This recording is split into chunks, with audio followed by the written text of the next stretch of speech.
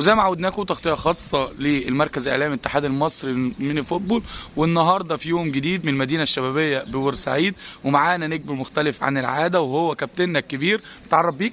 مع حضرتك كابتن عصام الشرقاوي، مدرب منتخب مصر للميني فوتبول، وان شاء الله باذن الله موجود معاكم ان شاء الله عشان نتكلم عن الدوره التدريبيه للميني فوتبول الخامسه باذن الله. اهلا وسهلا بيك. كنا عايزين نعرف رسالتك ايه للمدربين من خلال الدوره الخامسه للميني فوتبول.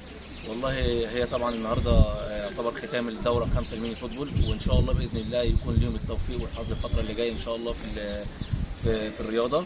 طبعا عائله الميني فوتبول بتزداد فتره عن فتره، واحنا شايفين مدربين ما شاء الله اكفاء ان هم الفتره اللي جايه يكونوا موجودين على الساحه الرياضيه في الميني فوتبول.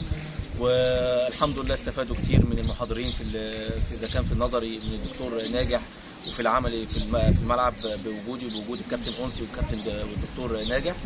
وان شاء الله بنوجه لهم كل الشكر والتقدير على وجودهم معانا، وعلى التحضر اللي كانوا موجودين فيه، وعلى الشغل اللي عملوه معانا في الملعب، والفكر الذهني اللي استفادوا بيه معانا.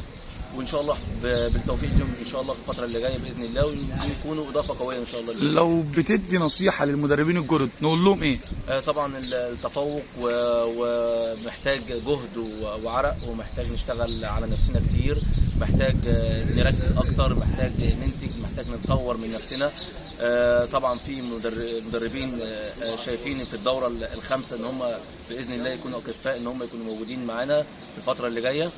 وطبعا لازم كل مدرب يشتغل على نفسه، ما يستناش ان هو خلاص حاصل على الشهاده ويدور، لا لازم يسعى ويشتغل في قطاعات كتيره في الميني فوتبول، في البراعم والناشئين، وفي الفرق كلها بدرجاتها من الممتاز للممتاز ب للدرجه الثالثه ان شاء الله للدرجه الرابعه.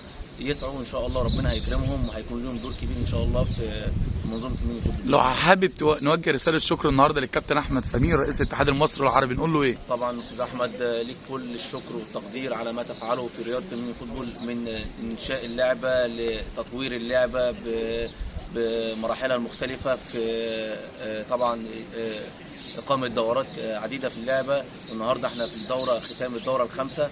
كل الشكر والتقدير لحضرتك على ما تقدمه لعائلة الميني فوتبول، بصراحة مجهود رائع، وفعلا كما قلت قطار الميني فوتبول يسير كما يجب على الخطى المستمر. والتطوير طبعا من حضرتك شيء ممتع جدا لينا، واحنا بنستفاد من حضرتك كتير وبنستفاد من مجهودك، وطبعا حضرتك شيء مشرف لينا، وباذن الله بالتوفيق ليك في القادم باذن الله. وان شاء الله باذن الله نشوف عائله الميني فوتبول تكبر بوجود حضرتك معانا ان شاء الله. سعيد بلقائي معاك، وانتظرونا وتغطيه خاصه المركز الاعلامي الاتحاد المصري للميني فوتبول.